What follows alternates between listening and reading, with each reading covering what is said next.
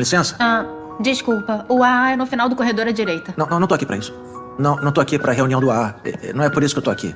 Ela acabou de dormir, mas ela tava, tipo, chorando por horas. E eu tô dizendo horas mesmo, até o ponto em que eu tô exausto.